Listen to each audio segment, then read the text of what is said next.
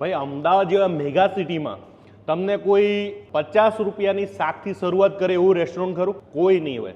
પાછું ટેસ્ટફુલ હોવું જોઈએ, તમારે ફેમિલી સાથે એસી વાળામાં બેસી શકો એવું એક રેસ્ટોરન્ટ અમદાવાદમાં છે, જેની અંદર ભાખરીવાળા અલગ અલગ પ્રકારની ભાખરી મળી જશે કે જે તમને અમદાવાદમાં ક્યાંય નથી મળવાની. અને શાકની વાત કરું તો 150 રૂપિયામાં મોંઘામાં મોંઘું શાક એમની પાસે છે. આ જે ભાખરીવાળા સ્પેશિયલ છે ને એની સાથે આપણે ભાખરી આપીએ છીએ, એ છે ઘી ભાખરી. પાઉંભાજી તો ખાતા હોય પણ ભાખરી ભાજી તમે છે ને એ લોકોને એક આખું પ્લેટર બનાવ્યું છે. ભાખરી અને પાઉંભાજી મજા આવી જશે.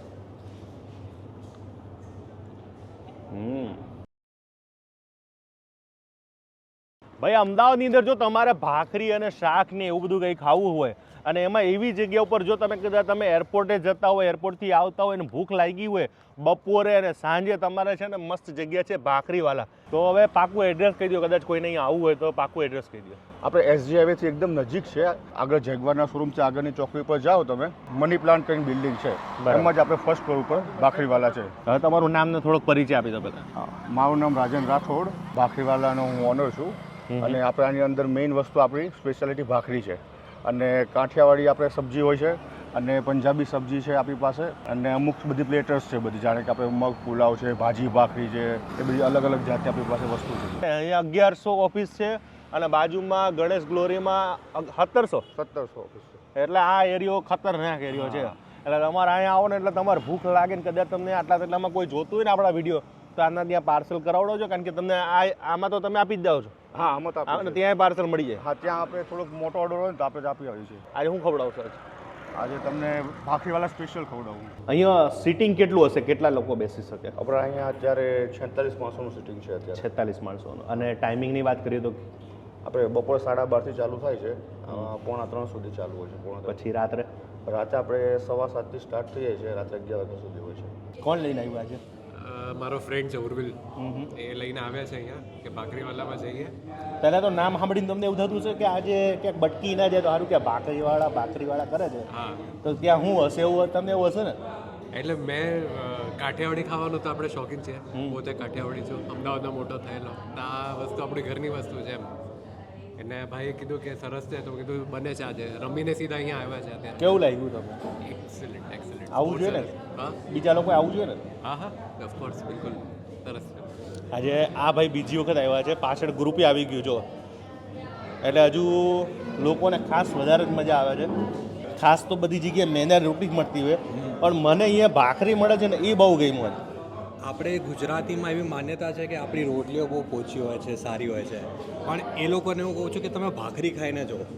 અને જ્યારે ભાખરી ખાશો તમે, ત્યારે તમે તંદૂરી અને રોટલીને ભૂલી જશો.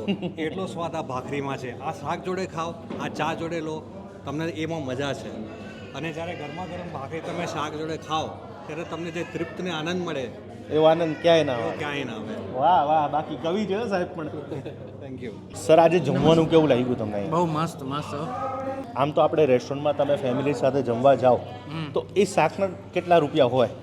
કોઈ આવી રેસ્ટોરન્ટમાં ગયા હોય બહુ હોય તો એ કેટલા રૂપિયા હોય? ક્વોન્ટિટી પણ આટલી ના હોય. કેટલા રૂપિયા હોય આમ? રૂપિયા તો 200-250 ની આસપાસ તો હોય. આના 150 રૂપિયા શાકના છે. બહુ. તો આવી રેસ્ટોરન્ટમાં આપણાને કોઈ દિલથી ખવડાવે તો એ બહુ સારી વસ્તુ ને? સારી વસ્તુ. તમને ભાઈ બહુ સારું લાગે. મજા આવી ને? મજા આવે.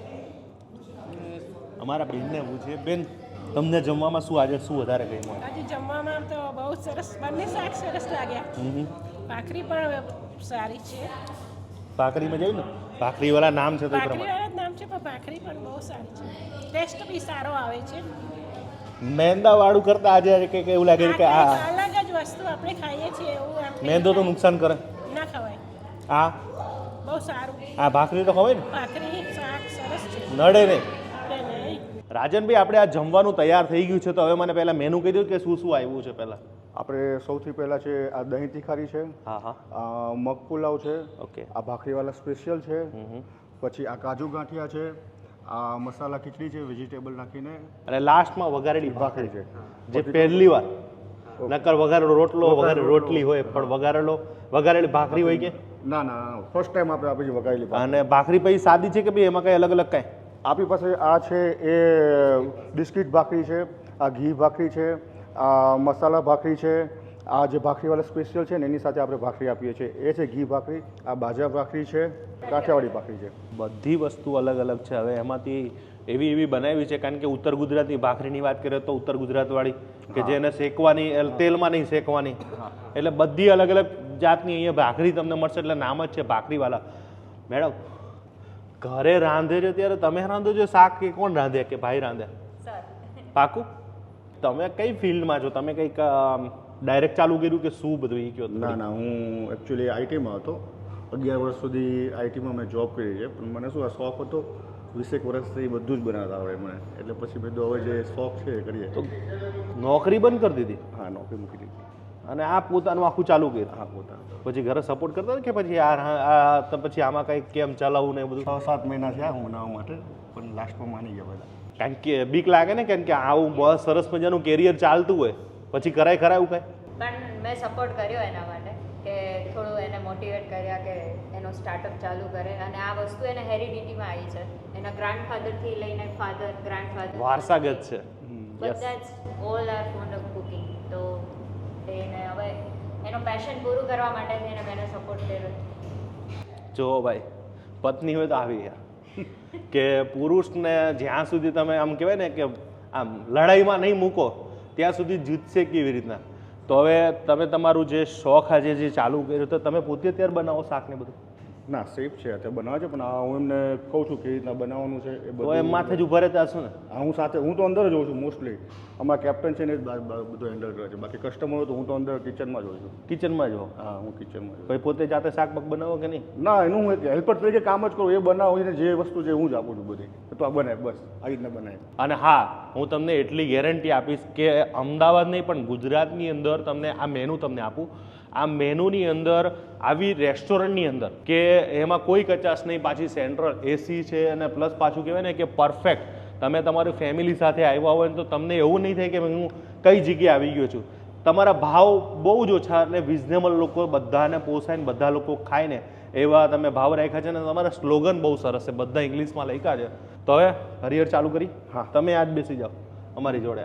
પહેલું તો આ દહીં થીકારી.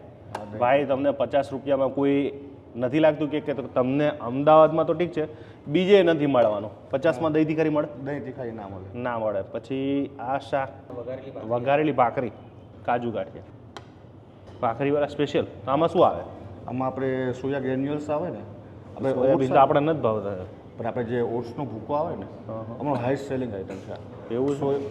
આપણે ઓટ્સનો ભૂકો આવે ને એ ટાઈપનો સોયાનો ભૂકો આવે, એની અમે સબ્જી બનાવી છે, પબ્લિકને સૌથી વધુ ભાવે છે. હાલો તમે ચાલુ રાખો, હું ટેસ્ટ કરીશ જરા કેવું લાગે છે, કારણ કે મને પર્સનલી સોયાનું મારા ઘરે બધાને બહુ ભાવે. આ મોહનથાળ લાઈવ બનાવીને આપો? હા, લાઈવ.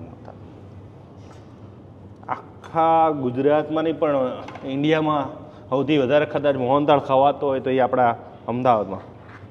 હાય હાય, જોતા કોઈને ખબર નહીં પડે કે આ શ્રીખંડ છે. આવો સ્પેશિયલ લચકાવાળો શ્રીખંડ જો મળશે ને જનરલી તમને ક્યાંય માવા બદામ શ્રીખંડ. માવો બદામ? હા, માવા બદામ. આમાં માવો નાખ્યો છે? હા. આજ સુધીમાં ક્યારે વઘારેલી ભાખરી નથી ખાધી. રોટલી તો બહુ ખાધી, રોટલો ખાધો, પણ વઘારેલી ભાખરી તો ફર્સ્ટ ટાઈમ. મેનુમાં નથી હો, તમને કહી દઉં.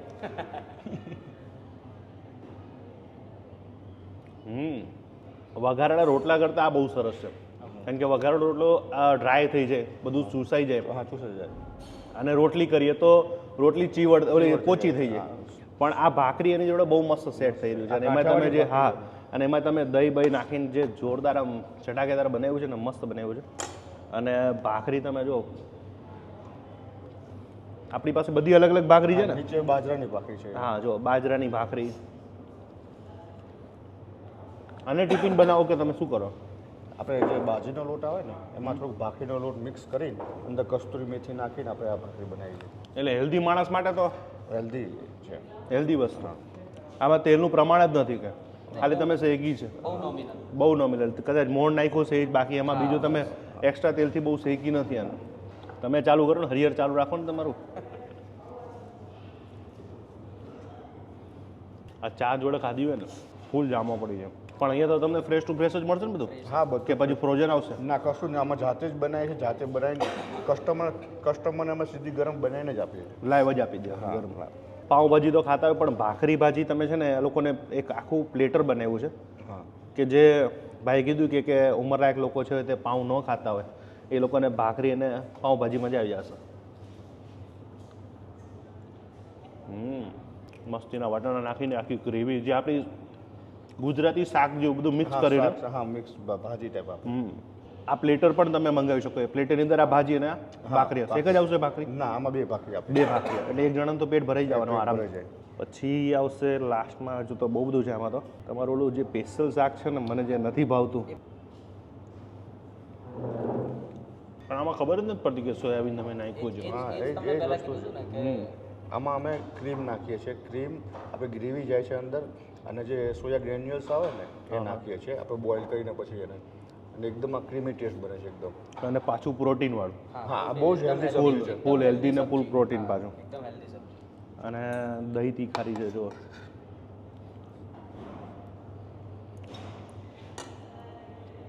ભાઈ અહીંયા તો પૈસા વસૂલ છે કે જે મને પર્સનલી કહું તો બહુ મજા આવી ગઈ. અને ખાસ મને ભાઈ કીધું કે તમે શ્રીખંડ ટેસ્ટ કરજો. શ્રીખંડ તમે ક્યારે નહીં ખાધો યાર. તમારી વાત સાચી છે. શ્રીખંડમાં કોઈ માવો નથી નાખતું. અને માવો પાછો આપણો જે વાંકાનેર બાજુનો તમને કદાચ ખબર હોય ફાબડીવાળો માવો. બસ એ આપણે બાળીને હા. બાળીને બને ને માવો, એ માવો. એ માવો છે. અને આનું બેનું કોમ્બિનેશન મસ્ત લાગે છે. મારા તો પૈસા વસૂલ છે. અને હું એમ કહું કે કોઈ પણ માણસ અહીં જમવા આવે તો બહુ જ ઓછા બજેટમાં સારું ખાવાનું મળવાનું છે. એટલે અમદાવાદવાળા જેટલા પણ ખાવાના શોખીન લોકો હોય તો પહોંચી જજો. અહીંયા નારાજ નહીં થાવ. તમારા ટેસ્ટવાળું મળી જવાનું છે. પ્લસ પાછું એટલું તીખું નથી, સ્પાઇસી નથી. તમે બહુ આમાં આપણે છે ને બધા જ એવરેસ્ટના મસાલા યુઝ કરીએ છીએ. બધાય કોઈ લોકલ મસાલો યુઝ નથી કરતા. તેનો તો આજનો વિડીયો પૂરો કરીશ. મળીશ પાછા નવા વિડીયો સાથે. સાથે મળશું મેળે ખેડ, મળશું ગામ ગી નહીં મળ્યા મેં રણ તે દી આ ધરતી દગી હરિમ તસ્ય જે માતા જતું કાલ નવડો છે તો મળી રહ્યા તો જોવાનું ભૂલતા નહીં. ને આજે અહીંયા જમવા માટે પહોંચી જાજો. આજે ખરેખર અમદાવાદમાં મોજ આવી ગઈ ભાઈ.